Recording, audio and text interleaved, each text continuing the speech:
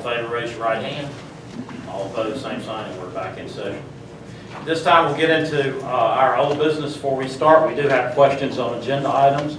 We'll take general comments or questions tonight at the end of the meeting, but if you have any questions on things we'll be voting on tonight in our agenda, you can come forward and make your statement or ask your question at this time. Diane?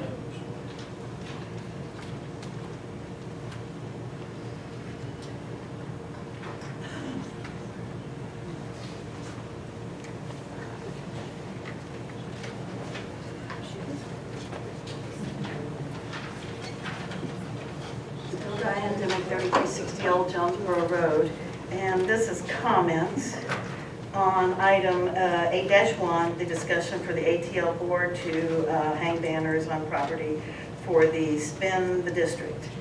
And I'm going by these event details, and I have, there's some mixed messages in here to me.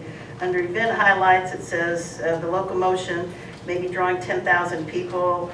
Up at the top under the venue, the criterion, I guess, will draw 5,000 people. At some places I see this is from 9 to 5, and some, the music is to last longer. And I would make a comment that last year, this was the first year it was here, and I think it was because for some reason they got booted out of College Park, and Hagel very graciously offered our venue, and I think it was very successful as I understand. But I was on council then, and I got at least 2 phone calls from citizens who, at some point during the evening, there was a remote broadcast from a radio station, and the lyrics of some of the songs that were played contained vulgar language. So I don't know what kind of vetting is going to be done by the people who picked the radio station to make sure that that doesn't happen again, because that's not our town. Vulgar language coming out of big speakers late at night. And also, you know, why is it locomotion? I hate that it's not Happy Days Part 2. But anyway, that's just a little personal thing. The DJ, the food, the shuttle. Now, I tried to look on the map that you had out, and all of the street closures, I don't see any way for us citizens, for me, to cross the railroad tracks and either come and park off Atlanta Avenue, or for me to come and park, you know, as a handicapped person right there next to the park. As I understand it, all of that is closed.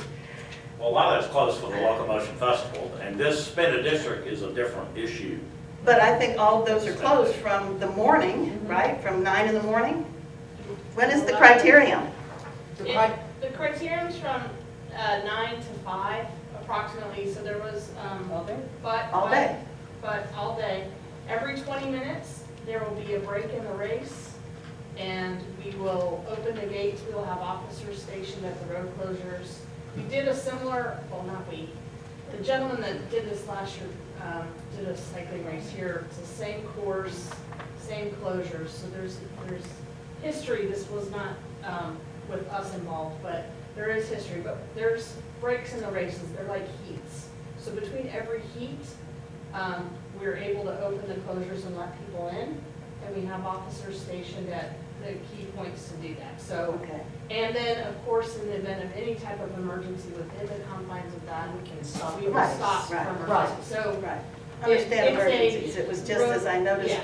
that the time was from 9 to 5, and all of those street closures were all around where I would normally get into park. So I know that, I guess I'm a little disappointed as a citizen. I'd have to drive over to International Plaza to take a shuttle bus over. But, you know, if that's it, you know. Well, and the shuttles, just for clarification, are designed so that any off-site parking, in addition to the local motion festival that's already happening, we'll be able to bring people in from some buildings over near Virginia. And that's not my logistics guy left, but that's what the shuttle purpose is for, kind of to get back and forth from those long-distance parking areas. Well, again, those were just some of my thoughts as I looked at all of this. As the, you know, the hours, some point it says 9 to 5, I think that's the criterion. And then it doesn't say the end time on the drawing 10,000 people to the area evening part of the Locomotion Arts Festival. So, you know, that's my concern. And who will vet the radio station who does the remote? That's locomotion. Yeah, that's locomotion still. Yeah. That's another issue.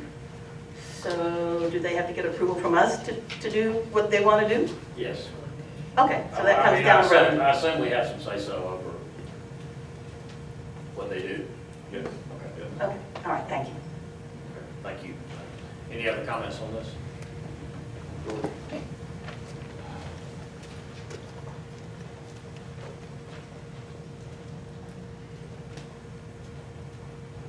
George Rogan, 2108 Woodland Drive in Hayville. I have a question about this removal of the ARB. It's 8.2, and my question is going to be about intention, but I'd like to know who to ask. I mean, how did this come about? Who brought this forward? Was it the city staff or somebody from council brought this idea forward? City Council. City Council? Okay. Whose intention is it?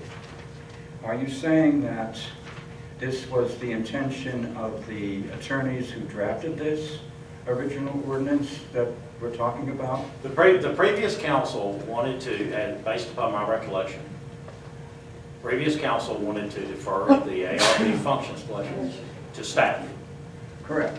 And so a question came up because the ARB was still called the ARB. A question came up about open meetings.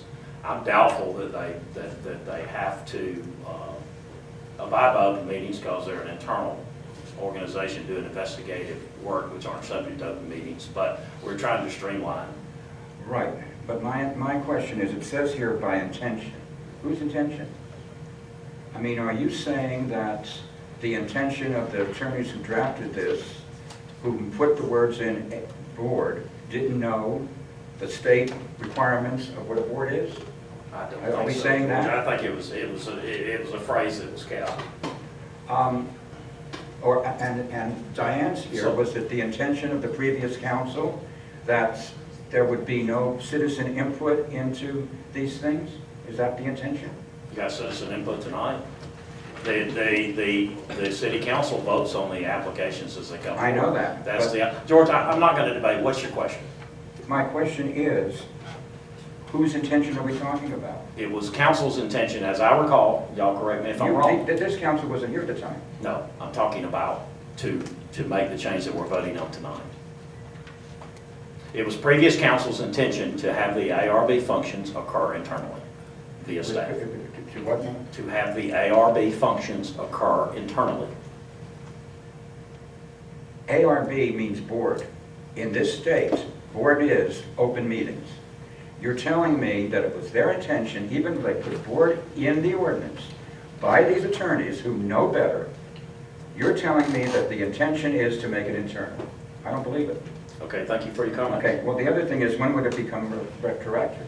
When would it, if you pass this, what does it mean? Would it be retroactive?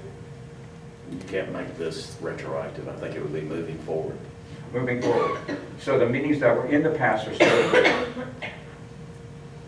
If a court says Sure so, that the meetings in the past I think, are George, still illegal. I don't want to debate. I'm not debating with you. I'm just saying, that means that the meetings that occur in the past In are your still opinion, illegal. in your opinion, Pardon? in your opinion. I don't believe they would be I don't think so. considered illegal because They the were not, board, the board is board. I'm not. The board is. George, would you please respect her opportunity to speak? I'm finished, but the word is board, and board means in this state open meetings. But if the board is comprised of staff members, staff Doesn't make any difference, meetings are it not- is a board. The staff meetings are subject to. Let me talk to, let me call the state, Brittany Brown. Oh, yes, please do. Thank you. All right, any other comments? Mike?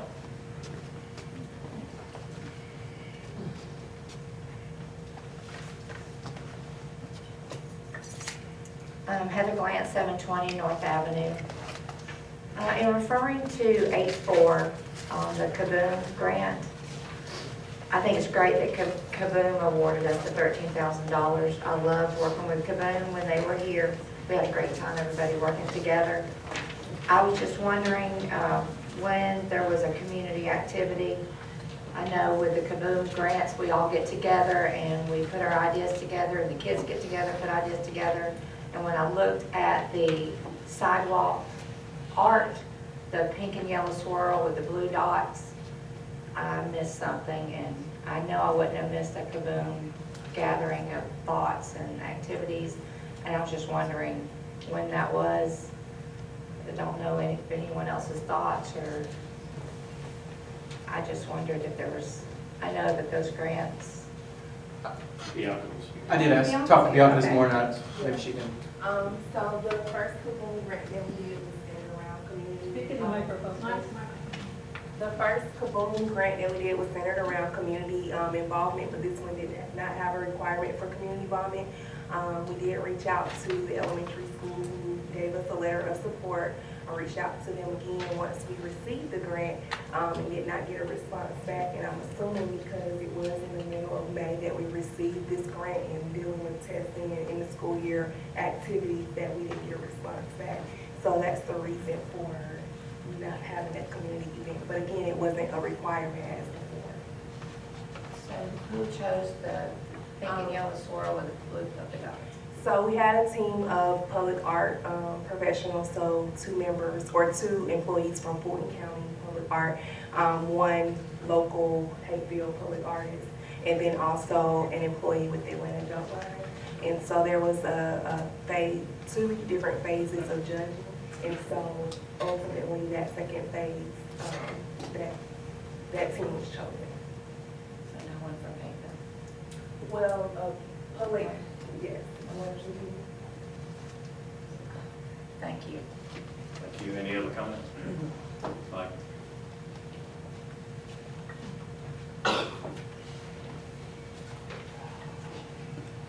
Michael Simpson, 3302 Dogwood Drive. I just want to say that I think the Locomotion Festival was a great success last year.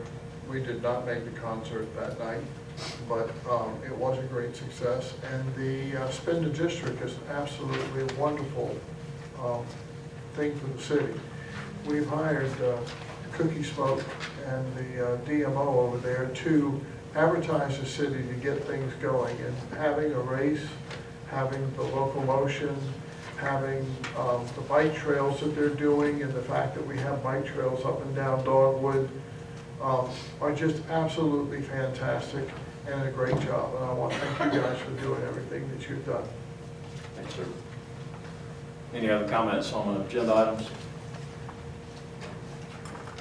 All right, there being none, we'll get into our old business, and the first item tonight is consideration and action on the alcohol bucket sales ordinance. This is our second reading. During the May 15, 2018 work session, Councilman Horsley initiated a discussion on updating the alcohol ordinance to allow for bucket sales of malt beverages. The attached alcohol bucket sales ordinance, which is in our packet tonight, has been reviewed by legal and read for the first time before Mayor and Council during the June 5th council session. So is anyone prepared to make a motion on this item? I believe we're going to probably got lost in the discussion last week. Per review, staff, and I went back and looked, and the section 3, I believe is what Councilwoman Alexander wanted to strike. The discounts? Pardon? Discounts? Yes. So I was wondering if striking that, this removal of the language count for another first reading? No, I don't think so. Okay. So I would encourage Chloe to make the motion to strike what she intended to strike last time. Yeah. How that being taken out. Well, my motion last week, we conversed about it, but we didn't amend the motion. Okay. I think it was parliamentary Okay. procedure related. We never gave staff the directive Oh, to approve it. I know we talked about that. Yep. Yeah. Okay, so if you, whoever makes the motion can make the motion to strike that language, because it just strike that section 3, 5-6-3 subsection 5-3. I got a question before we make that motion. This is not, I'm sorry. When when, say, a amendment to the alcohol ordinance is passed, is this communicated from an economic development standpoint to our alcohol businesses, or is it just expected that they find out? I presume we'll send letters, but we'll send letters to all of our Okay. restaurants. Cool.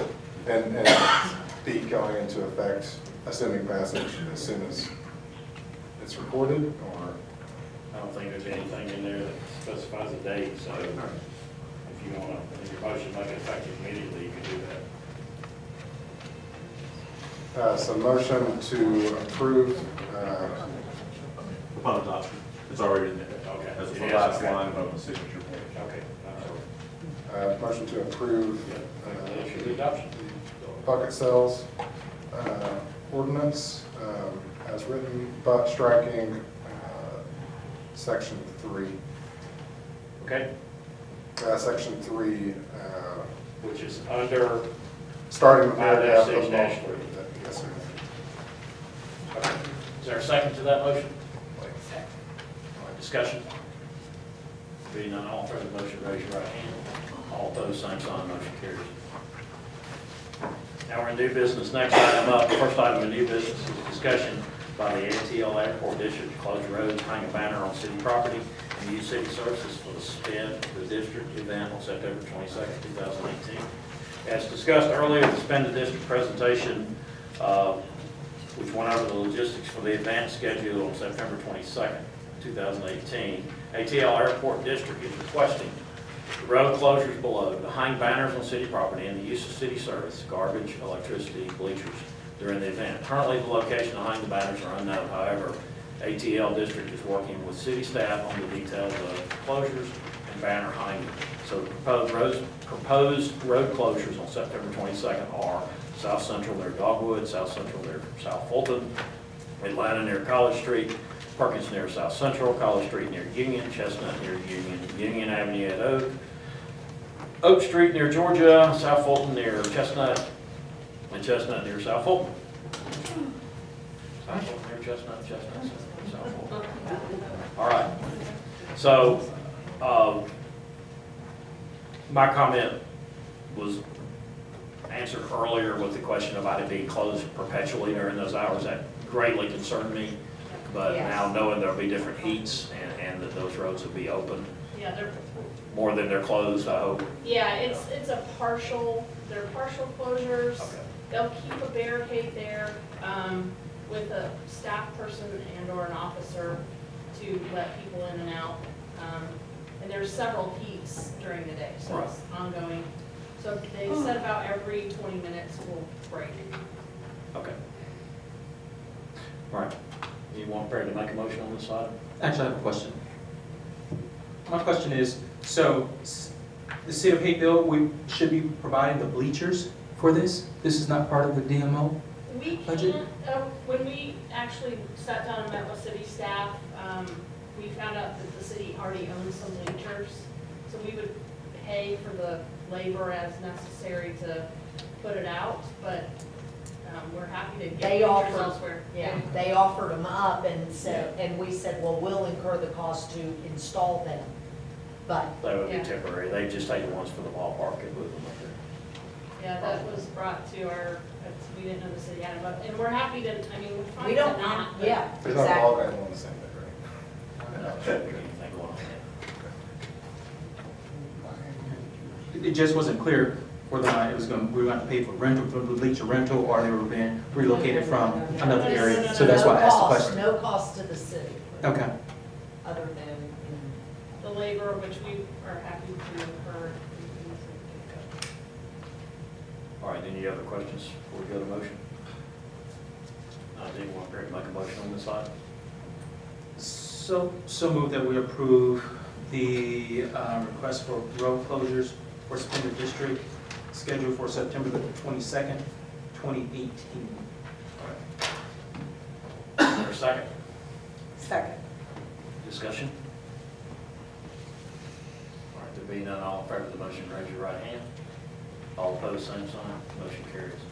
Next item is alcohol ordinance amendment to allow for an alcohol review board structure change. This is our first reading Until 2016, the city had a citizen-led alcohol review board. In 2016, the city changed the alcohol permit review and recommendation function to city staff. At the time of the change, the city did not change the name from alcohol review board and did not make reflective changes to city ordinances. This update to the ordinance reflects the changes that were intended. So this will serve as first readings. Anybody got any substantive issues or changes they would like to see before second reading?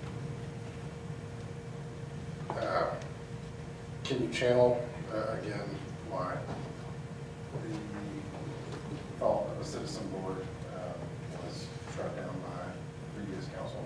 Previous council was trying to simplify, this is my perspective, was trying to simplify the process and have it internal. And there were some concerns that there were sometimes, basically, in most cities around us, an alcohol ordinance is a checklist. And you either meet those criteria or you don't. And we felt that the staff could handle that function. Do we have any ongoing training externally that sort of double checks our staff capacity to do that? Or is Carl Benson Institute, for example, provide? I'm not sure if there's any training for the specifics of alcohol. I mean, our legal team keeps us updated on ordinance changes and state law changes and whatnot. I think I'm in the minority. I'm pro this being a citizen board, but if it stays a staff board, I just want to ensure that the checklist is comprehensive. Everybody knows sort of interweaving intricacies of the sensitivity of alcohol licenses. So if there's training that people can go to, I insist that if upon the second reading, it's the intention to keep it a staff duty that we seek training for anybody that might be touching the process. I guess one could argue the same point that even if it doesn't stay a staff role and goes back to the citizen board, are there particular training that the citizens get? Sure. In order, so the same argument would be had for that as well. Definitely. Either way. I mean, I was happy, and this is unrelated to ARB in particular, but it was a citizen that's part of another board texted me that they were going to training on their own behalf the other day. I was happy to see that. So I mean, I think either if it's a citizen board or if it's a staff internal committee, that training be paramount. So I agree. Any other comments on this? Yeah, I was just gonna emphasize Travis's comments. I would prefer that it was be handled by staff, but as someone who worked with alcohol for a long time, laws change a lot, and even though legal is required to be aware of those changes, some of the changes can be very minor, but if staff isn't kept abreast of those changes, it can be detrimental to the application process. So I would be for trainings periodically, once a year. And in addition to that, for business owners to further streamline the process, for instance, on a DOR, if you want to get your state license, all the requirements are listed. There's a checklist for the applicant. But if it was in an area that for citizens to access, so that they can, if they have concerns, or if they feel like the process isn't being adhered to, I don't think it will hurt, just to kind of allow some of the concerns that are happening. I agree that whether it's citizen-led board or staff, I think that training is paramount in order to stay current as it would be a total fluid system. Things happen. Okay. Any other questions or comments on this? Not it'll stand as first reading for that alcohol ordinance amendment. All right, next item up is consideration and action on agreement with USIS for third-party worker compensation claim processing in the amount of $5,000 for a service fee, a repricing fee of $5.50 per medical bill, and a 25% network savings fee, and to authorize the mayor to sign all necessary documents pending legal review. This agreement will allow USIS to work as the city's third-party administrator for all workers' compensation claims. No cost increase has been proposed for their service contracted in the new fiscal year. The overall cost for this service depends totally upon the amount of claims activity experienced by the city. This is a routine budgeted item. Staff recommends approval. Is anyone prepared to make a motion on this item? So moved. Motion to approve, is there a second? Second discussion. Is this is a current third-party administrator that we are currently using? Correct. Further discussion or questions? All right, there being none, all in favor of the motion, raise your right hand. All opposed, same sign. Motion carries. Next item up is consideration and action to enter into an agreement with an artist to complete the Kaboom grant for crosswalk art. The Kaboom awarded $13,000 to the city of Hapeville as part of their Play Everywhere Challenge. The project King Play will aid Kaboom in their efforts to incorporate play into the daily lives of kids by reimagining what and where a play space is and where it can be. Miller Gross Collective will transform 2 crosswalks, the corner of North Fulton Avenue and King Arnold Street, crosswalk at North Fulton and Scout Street to vibrant, eye-catching, kid-friendly crosswalks. All money spent through this project will come from grants already funded to the city. Does anyone care to make a motion on this item? I have a couple comments. Sure. And I go back to, it's outlined here that Kaboom in their efforts to incorporate play into the daily lives of children by reimagining what and where a play space is and can be. I don't necessarily get that from this particular piece here. I think it's a nice piece of art, but if I was a child, it wouldn't necessarily draw my attention as far as the philosophy of said here by Kaboom.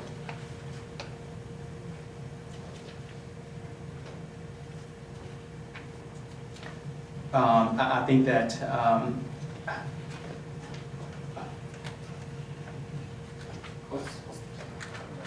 I think it's due like in August. It would have been good if we could see several different ones as far as the finalists and make a decision from there. But the way that this is, to me, this is not kid friendly. This is just artwork. This is out there in the crosswalk. That I think it's vibrant, it's nice in colors and things of abstract art. But to me, as a child, it wouldn't draw my focus.